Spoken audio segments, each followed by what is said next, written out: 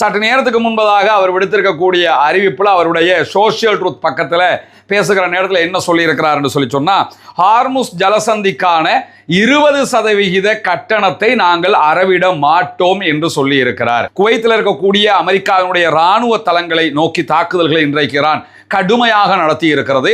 அதே போன்று பஹ்ரைனில் இருக்கக்கூடிய அமெரிக்காவினுடைய தளங்கள் மீது, குறிப்பாக அமெரிக்காவினுடைய கடற்படை தளங்கள் மீது இன்றைக்கு ஈரான் தாக்குதல்களை நடத்துகிறது. ஈரானுடைய பீகாக் மலைகள் மீது தாக்குதல்களை நடத்துவோம் என்கிற ஒரு எச்சரிக்கையை விடுத்திருந்தார். அந்த பகுதிகளில் புதிய சுரங்கங்களை ஈரான் தோண்டுவது காட்சிப்படுத்தப்படுகிறது. பாதுகாப்புக்கான சுவர்களை, பெரிய பெரிய கான்கிரீட் பாலங்களை அவர்கள் உருவாக்கக்கூடிய காட்சிகள் வெளியாகி இருக்கிறது. இன்றைக்கு ஒரு ஆச்சரியமான செய்தி வெளியாகி இருக்கிறது. அது என்னன்னு கேட்டா,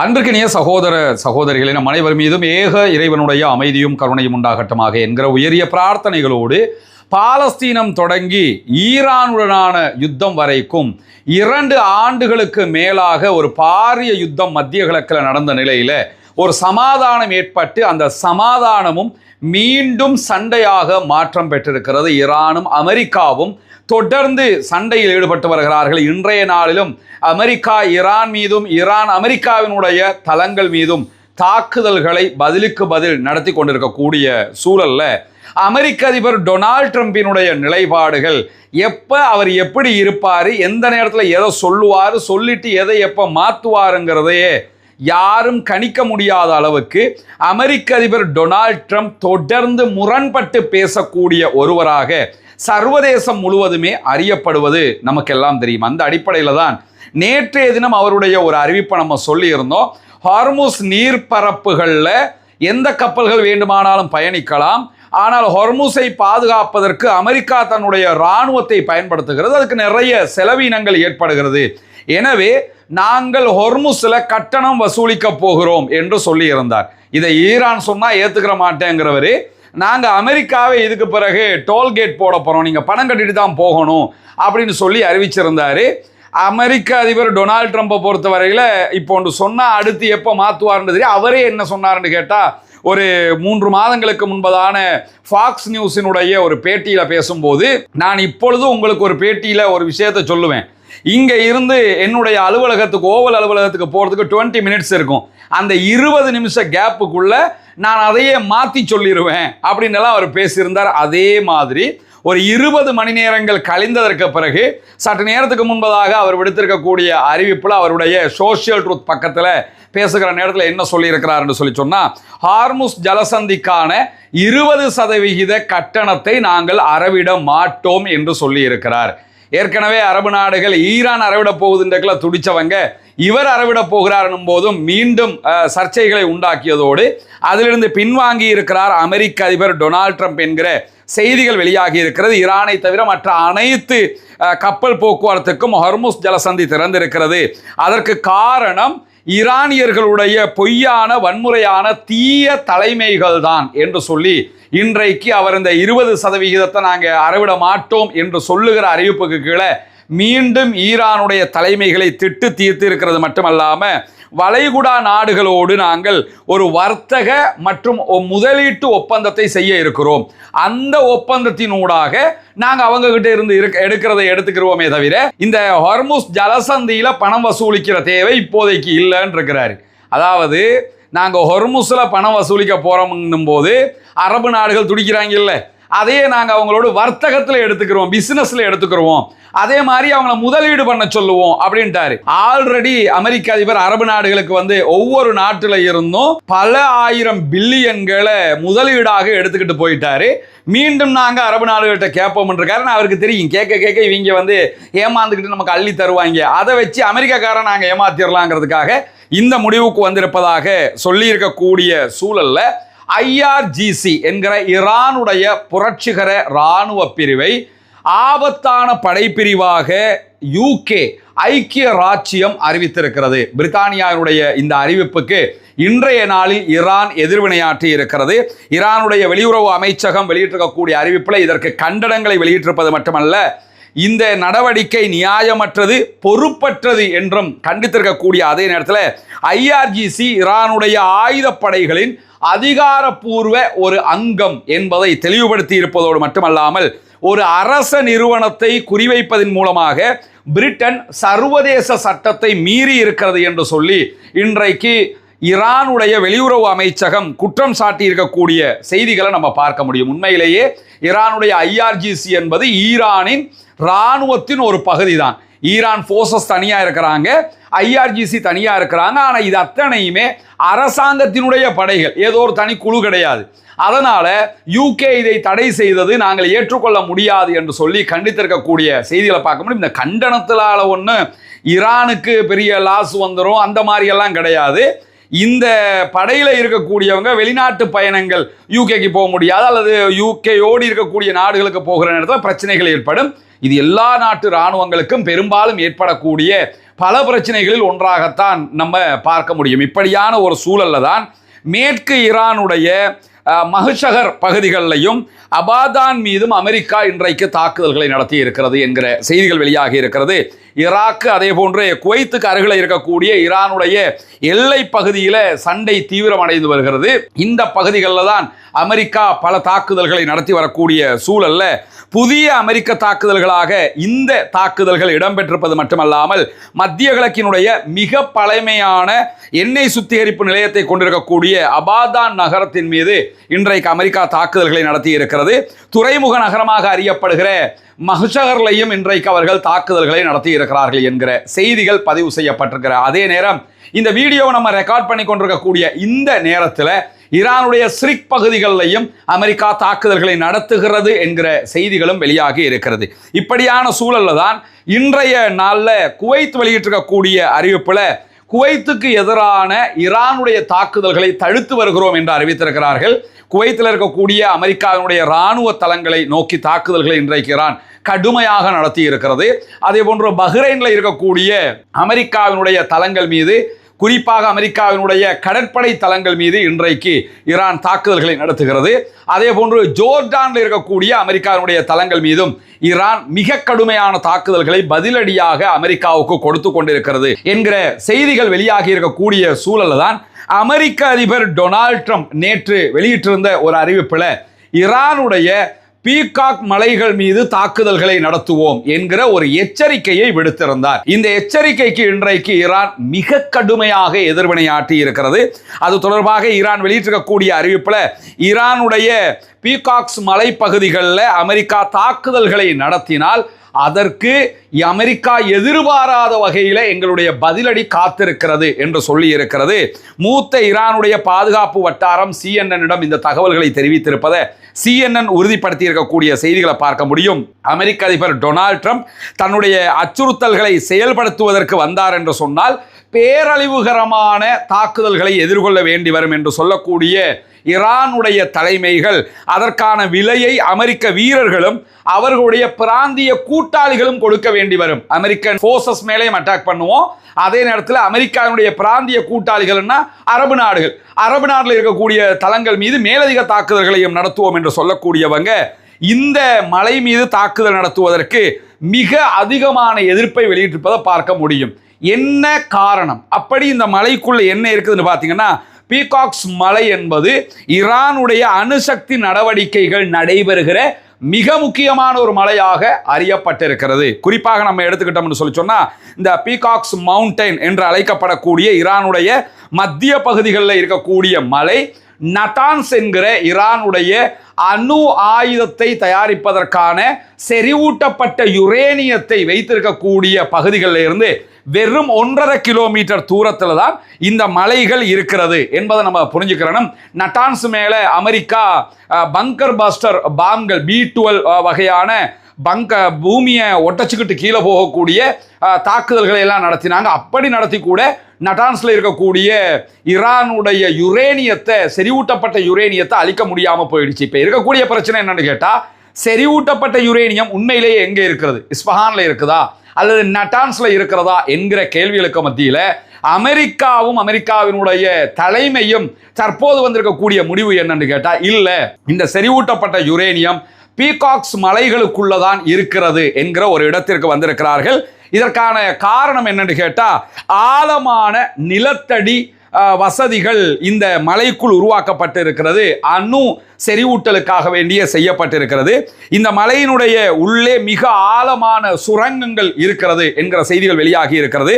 அதே போன்று பெரிய நிலத்தடி மண்டபங்கள் உள்ளே அமைக்கப்பட்டிருக்கிறது.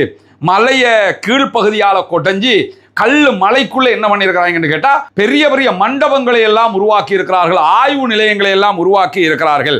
அதே போன்று பல பங்கர் பஸ்டர் குண்டுகள் போடப்பட்டாலும் எளிதாக அழிக்க முடியாத அளவுக்கு இது இயற்கையாகவே அமையப்பட்டிருக்கிறது.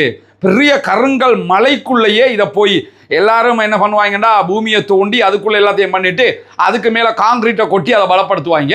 ஈரான்காரன் என்ன பண்ணியிருக்கிறாங்கன்னு கேட்டா, கருங்கல் மலைக்கு கீழே எல்லாத்தையும் தோண்டி மலைக்குள்ளேயே ஆய்வகங்கள் எல்லாத்தையும் அமைச்சு மலையை இயற்கையாக இருக்கக்கூடிய கல்லு மலையை தங்களுடைய பாதுகாப்பாக மாற்றி இருக்கிறார்கள் என்று சொல்லி பாதுகாப்பு விற்பனர்கள் சொல்லக்கூடிய நிலையில நட்டான்ஸ் அணுமையத்துக்கு மிக அருகாமையில இந்த பீகாக்ஸ் மலைகள் அமைந்திருக்கிறது. ஈரானுடைய முக்கிய யுரேனியம் செறிவூட்டுகிற மையமாக இருக்கக்கூடிய நட்டான்ஸை பொறுத்தவரையில் 2020 நட்டான்ஸுக்கு ஏற்பட்ட சேதத்திற்கு பிறகு மலைக்கு உள்ள இந்த மாதிரியான சிஸ்டங்களை உருவாக்குவதற்கு அப்பொழுதே ஈரான் தயாராகிவிட்டது. ஆனால் அதற்கு பிறகு இப்ப நடந்த தாக்குதல்களில் தான் ஈரான் மேல நட்டான்ஸ் மேலே எல்லாம் அமெரிக்கா தாக்குதல்களையே நடத்தியது. எனவே ஆல்ரெடி அவங்களுக்கு அங்க எஃபெக்டிவ் ஏற்பட்ட காரணத்தினாலேயே இந்த காரியங்கள் எல்லாம் செஞ்சு முடிச்சுட்டாங்க என்கிற நிலையில அணு திட்டத்துடன் தொடர்புடையதாக இந்த பீகாக்ஸ் மலைகள் சந்தேகப்படுவதற்கான காரணம் என்னன்னு கேட்டா, சர்வதேச அணுசக்தி நிலையம் இருக்குதா இல்லையா, IAEA என்று அழைக்கப்படக்கூடிய அமைப்பு. இந்த அமைப்பினுடைய ஆய்வாளர்கள் இந்த இடத்திற்கு நேரடியாக போய் ஆய்வு பண்ணணும்னு கேட்குறாங்க. அதுக்கு எக்காரணம் கொண்டும் அனுமதி தரமாட்டோம் அப்படின்னு சொல்லி ஈரான் மிக தெளிவாக சொல்லியிருக்கிறாங்க. அதுக்காக அவங்க சொல்லக்கூடிய காரணங்களாக பல சந்தேகங்கள் எழுப்பப்படுகிறது. இதுவாக இருக்கலாம் என்று ஆய்வாளர்கள் சொல்கிறார். அதில் மேம்பட்ட சென்ட்ரிஃபியூஜ் இருக்கக்கூடிய உற்பத்தி நிலையமாக அது இருக்கலாம் என்று சந்தேகிக்கப்படுகிறது. யுரேனியம் செறிவூட்டுகிற ஒரு மையமாக இதுதான் உண்மையில் இருக்கலாம். நம்ம நட்டான்ஸ் அல்லது இஸ்பஹான் அமெரிக்கா நம்பிக்கிட்டு இருக்குது. ஆனால் உண்மையிலேயே இங்கே தான் யுரேனியத்தை அவங்க செறிவூட்டுவதற்கு வாய்ப்பு இருக்கிறது. அல்லது உயர்தர செறிவூட்டப்பட்ட யுரேனியத்தை பாதுகாக்கிற இடமாக இதை அவர்கள் வைத்திருக்கிறார்கள் என்கிற சந்தேகங்கள் எல்லாம் வலுத்திருக்கக்கூடிய நிலையில தான் செயற்கைக்கோள் படங்கள் வெளியாகி இருக்கிறது. அந்த படங்கள் பிரகாரம் அந்த பகுதிகளில் புதிய சுரங்கங்களை ஈரான் தோண்டுவது காட்சிப்படுத்தப்படுகிறது. பாதுகாப்புக்கான சுவர்களை, பெரிய பெரிய கான்கிரீட் பாலங்களை அவர்கள் உருவாக்கக்கூடிய காட்சிகள் வெளியாகி இருக்கிறது. வலுப்படுத்தப்பட்ட பெரிய நுழைவாயில்கள் உருவாக்கப்படுகிற காட்சிகள் அங்கே காட்டப்படுகிறது. கட்டுமான பணிகள் நடக்கிற காட்சிகள் எல்லாம் தொடர்ந்து காட்டப்படுகிற நிலையில தான் இந்த சந்தேகங்கள் உருவாகி இருக்கிறது. எனவே இந்த மலைப்பகுதிகள் மேல அமெரிக்கா தாக்குதல் நடத்துவோம் என்று சொல்லியிருக்கிறாங்க. தாக்குதல் நடத்தினால் அதற்கு மிக கொடுமையான பதிலடியை நாங்களும் தருவோம் இருக்காங்க. இந்த பதிலையும் அமெரிக்காவுடைய எச்சரிக்கையும் சேர்த்து பார்க்கிற நேரத்தில் சம்திங் இந்த இடத்துல ஏதோ ஒன்று இருக்கிறதுங்கிறது தெரியுதா இல்லையா? பெரும்பாலும் செறிவூட்டப்பட்ட யுரேனியம் இங்கு இருக்கலாம், அல்லது யுரேனியத்தையே அவங்க இங்கே தான் செறிவூட்டுவதற்கான வாய்ப்பு இருக்கிறது.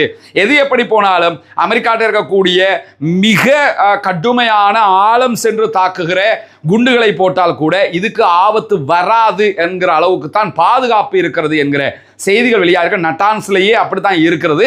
அப்போ இது எவ்வளவு அதிகமாக இருக்கும் என்கிறதையும் நம்ம புரிந்து கொள்ளுகிற அதே நிலையில் பஹ்ரைன் இன்றைக்கு விடுத்திருக்கக்கூடிய அறிவிப்புகளில் ஈரானுடைய IRGCக்காக உளவு பார்த்த குற்றச்சாட்டில் 3 பேருக்கு பஹ்ரைன் இன்றைக்கு ஆயுள் தண்டனை வழங்கி இருக்கிறது என்கிற செய்திகள் வெளியாகி இருக்கக்கூடிய சூழல்ல திடீர்னு இஸ்ரேலுடைய பிரதமர் பெஞ்சமின் நெதன்யாகு ஒரு அறிவிப்பை விடுத்திருக்கிறாரு. ஈரான் எங்களுக்கு தாக்கினால் நாங்கள் உடனடியாக பதிலடி தாக்குதல் நடத்துவோம், நாங்கள் பார்த்து கொண்டிருக்கிற ஒரு அரசாங்கமாக இருக்க மாட்டோம் அப்படின்லாம் சொல்லியிருக்கிறாரு. ஈரானுக்கும் இஸ்ரேலுக்கும் இப்ப சண்டை இல்லை. இப்ப நடக்கிற சண்டை அமெரிக்காவுக்கும் ஈரானுக்கும் இடையிலான சண்டை. எனவே அமெரிக்க ஈரானுக்கு இடையிலான சண்டையில ஈரான் அமெரிக்காவுடைய தளங்களை தாக்குறாங்க, அமெரிக்கா ஈரானுடைய இடங்களை தாக்குறாங்க. இஸ்ரேலுக்கு இப்ப என்ன தேவைன்னு கேட்டா, நவம்பர்ல எலெக்ஷன் வருகிறது, அதுக்குள்ள ஈரான்காரன் ஒரு குண்டையாவது நமக்கு போட மாட்டானா, போட்டுட்டான்னு எல்லாரும் குண்டு போட்டுற கூடாதுன்னு நினைப்பாங்க. இஸ்ரேல் பிரதமரை பொறுத்தவரையில் ஒரே ஒரு குண்டையாவது எங்கள் நாட்டில் போட்டுற மாட்டானா ஈரான்காரன், போட்டான்னா இதை வச்சு நான் லெபனானுக்கு அடிப்பேன், காசாக்கு அடிப்பேன், ஈரானோட சண்டைன்னு சொல்லி அப்படியே தேர்தலை ஜெயிச்சுக்கிறேன். எப்படியாவது தேர்தலை ஜெயிக்கிறதுக்காக ஒரே ஒரு குண்டியாவது சொல்லியாவது போட வைக்கிற அளவுக்கு அந்த ஆளுடைய அறிவிப்பை நம்ம பார்க்க முடியுது. எவ்வளவு கேவலமான மனோநிலை கொண்ட ஒரு ஆளாக இந்த ஆள் இருக்க முடியும் என்பதை நம்ம புரிந்து கொள்கிற அதே நேரத்தில் இன்றைக்கு ஒரு ஆச்சரியமான செய்தி வெளியாகி இருக்கிறது. அது என்னன்னு கேட்டா, அமெரிக்காவினுடைய தளங்கள் மேல தொடர்ந்து ஈரான் தாக்குதல்களை நடத்தி வருதா இல்லையா, இந்த இடங்களை எப்படி துல்லியமாக கண்காணிக்கிறாங்க, கரெக்டாக அமெரிக்காக்காரன் இருக்கக்கூடிய வீடினை மட்டும் எப்படி ஈரான் கண்டுபிடிக்குது அப்படிங்கிற மிகப்பெரிய ஒரு ரகசியம், கண்டுபிடிக்க முடியாத ஒரு பிரச்சனையாக கல்ஃப் கண்ட்ரீஸ்களில் இந்த பிரச்சனை இருந்த நிலையில் இன்றைக்கு அதற்குரிய ஒரு பதில் வெளியாகி இருக்கிறது. குறிப்பாக லண்டன்ல இருந்து வெளியாகக்கூடிய ஃபினான்சியல் டைம்ஸ் வெளியிட்டிருக்கக்கூடிய ஆர்டிக்கல்ல அமெரிக்க பணியாளர்களையும் அமெரிக்க இராணுவத்தினரையும் கண்காணிப்பதற்காக ஈரான் மத்திய கிழக்கில் இருக்கக்கூடிய எல்லா மொபைல் நெட்வொர்க்குகளையும் ஹேக் பண்ணி இருக்கிறாங்க என்கிற செய்திகள் வெளியாகி இருக்கிறது. அல் ஜசீரா இந்த செய்தியை கோடிட்டு காட்டி இருக்கிறது. யுத்தம் முழுவதும் அமெரிக்க பணியாளர்களையும் அதே போன்ற அமெரிக்காவினுடைய கான்ட்ராக்டர்களையும் எல்லோரையும் கண்காணிப்பதற்காக ஈரான் மத்திய கிழக்கில் இருக்கக்கூடிய எல்லா மொபைல் நெட்வொர்க்குகளையும் ஹேக் பண்ணி இருக்கிறாங்க, உள்ள நுழைஞ்சிருக்கிறாங்க என்கிறது ஃபினான்சியல் டைம்ஸ். அது மட்டுமல்லாம இந்த நெட்வொர்க்குகளுடைய ரோமிங் அமைப்புகள், ஸ்மார்ட் போன்ல வரக்கூடிய விளம்பரங்கள் எல்லாவற்றையுமே நுணுக்கமாக ஒன்று விடாம எல்லாத்தையும் ஹேக் பண்ணியிருக்கிறாங்க. இப்படி ஹேக் பண்ணி ஒருத்தருக்கு ஒரு விளம்பரம் காட்டுதுன்னா அது துபாயில் இருக்கிறவனான துபாய்க்காரனுக்கு துபாய்க்கு அதுக்கேற்ற மாதிரி விளம்பரத்தை தான் அது கொண்டு வந்து காட்ட போகுது. ஏன்னா அதனுடைய அல்காரிதம் அப்படி தான் இருக்கான், பார்க்கறது தானே காட்ட போகுது. இதே அமெரிக்கனாக இருந்தால் அவனுக்கு தேவையானதை தான் பார்ப்பான். இப்படி எவனவன் எந்தெந்த விளம்பரத்தை பார்க்குறான் அந்த வகையில் கண்டுபிடிச்சிருக்கிறாங்க. அதே மாதிரி ரோமிங் பேசுவாங்க, வெளிநாட்டுக்கு கால் பேசுவாங்களா இல்லையா, இந்த வெளிநாட்டுக்கு கால் பேசுகிற நேரத்தில் ஐடிடி கால் எடுக்கிற போது அல்லது வெளிநாட்டு கால் எடுக்கிற போது எந்த நாட்டுக்கு எடுக்கிறாங்க, பேசுறது யார், இது எல்லாத்தையுமே ஒன்று விடாமல் நுணுக்கமாக கண்காணித்து அதில் இருந்து தகவல்களை பெற்றுத்தான் கரெக்டாக இந்த இடத்துல அமெரிக்காக்காரன் இருக்கிறான், இந்த இடத்துல இந்த நாட்டுக்காரன் இருக்கிறான் சொல்லி அந்தந்த இடங்களுக்கு அவர்கள் தாக்குதல்களை நடத்துகிறார்கள் என்று சொல்லக்கூடிய ஃபினான்சியல் டைம்ஸினுடைய செய்தி மேலதிகமாக என்ன சொல்றாங்கன்னு கேட்டால், நிகழ்நேர அதே போன்று உடனடி அல்லது தொடர்ச்சியான இருப்பிட தகவல்களை பெறுகிற திறன்கள் ஈரானிடத்தில் நிச்சயமாக இருக்கிறது. அதாவது இப்ப இவன் எங்க இருக்கிறான்ங்கிறத ஈரான் துல்லியமாக ஒவ்வொரு அமெரிக்காக்காரனையும் கண்காணிக்குது. இதெல்லாம் ஒரு ஆச்சரியமான தகவல்கள். அது எப்படி ஈரானை எப்படி கற்காலத்துக்கு அனுப்பி விட்டோம் அப்படின்னு சொல்லி நேற்று கூட பேசிக்கிட்டு இருக்கிறாரு அமெரிக்க அதிபர் டொனால்ட் ட்ரம்ப். யாரை கற்காலத்துக்கு அனுப்பினது? அமெரிக்காவினுடைய முழு நெட்வொர்க்கையும் முழுவதுமாக கண்காணிக்கக்கூடிய அளவுக்கு ஈரானுடைய பவர் இருக்கிறது. ஏன்னா அரபு நாடு எல்லாத்துலேயும் அமெரிக்கா இஸ்ரேலுடைய நெட்வொர்க், அந்த தொடர்புகள், அந்த தொழில்நுட்பங்கள் தான் பயன்படுத்தப்படுது.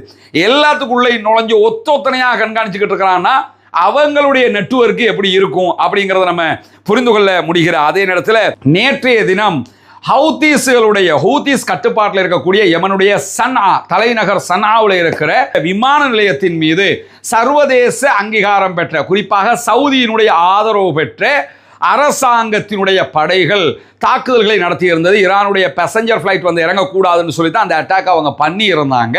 அந்த அட்டாக்குக்கு பதிலடி கொடுப்போம் என்று சொல்லி சவுதி அரேபியாவை மிரட்டி இருந்த ஹவுதீஸ் இன்னைக்கு சவுதியினுடைய அபுஹா விமான நிலையத்தின் மீது தாக்குதல் நடத்தி இருக்கிறார்கள். அபுஹாங்கிறது ரொம்ப சுற்றுலா பயணிகள் நிறைந்து வரக்கூடிய ஒரு பகுதி, யமனுடைய பார்டரில் இருக்கக்கூடிய ஒரு பகுதி. அந்த பகுதி மேலே இன்றைக்கு கடுமையான தாக்குதல் ஒன்றை ஹவுதீஸ் நடத்தி இருப்பது மட்டுமல்லாமல் ஹவுதீஸுக்கும் சவுதி அரேபியாவுக்கும் இடையில 2020க்கு முன்பதாகவே ஒரு ஒப்பந்தம் வந்துவிட்டது. அந்த ஒப்பந்தத்துக்கு பிறகு ஹவுதீஸ் சவுதி மேல அட்டாக் பண்ணவும் இல்லை, சவுதி ஹவுதீஸ் மேல அட்டாக் பண்ணவும் இல்லை. முதல் தடவையாக இந்த அட்டாக் நடந்திருக்கிறது. நாங்க தான் அடிச்சோம் அப்படின்னு சொல்லியே வெளிப்படையாக ஹவுதீஸ் வெளியிட்டிருக்கக்கூடிய செய்திகளில் நம்ம பார்க்க முடிகிறது. எனவே ஹவுதீஸுக்கும் சவுதிக்கும் இடையிலான ஒரு முருகல் நிலையம் தற்போது தோற்றம் பெறுகிறது. இது உச்சம் தொட்டால் அவர்கள் மீண்டும் செங்கடல் பகுதிகளில், ரெட் சி பகுதிகளை நாங்கள் முற்றுகையிடுகிறோம் என்று அறிவித்து விடுவார்கள். அப்படி அறிவித்தால் இன்னும் பல சிக்கல்களை அரபு நாடுகள் சந்திக்க வேண்டி வரும். பொறுத்திருந்து பார்ப்போம் என்னவெல்லாம் நடக்கிறது என்பதை. தொடர்ந்து இணைந்திருங்கள். மத்திய கிழக்கில் நடக்கக்கூடிய செய்திகளை உடனுக்குடன் அப்டேட்டாக நம்முடைய 2 சேனல்களையும், ரஸ்மின் MISC நியூஸ் மற்றும் ரஸ்மின் டாக்ஸ் ஆகிய 2 சேனல்களையும் தந்து கொண்டிருக்கிறோம். 2 சேனல்களையும் அனைவரும் சப்ஸ்கிரைப் பண்ணி இணைந்து கொள்ளுங்கள். எனவே இந்த செய்திகள் உங்களுக்கு உடனுக்குடன் வந்து சேர்வதற்கு அது வாய்ப்பாக இருக்கும். ஆக்கிரமிப்புகள் ஓய வேண்டும், ஆக்கிரமிப்பாளர்களும் ஓய வேண்டும் என்கிற உயரிய பிரார்த்தனைகளோடு ஆக்கிரமிப்பாளர்களுக்கு எதிராக தொடர்ந்தும் ஜனநாயக ரீதியாக குரல் எழுப்புவோமாக வாகிறது. அல்ஹம்துலில்லாஹி ரப்பில் ஆலமீன்.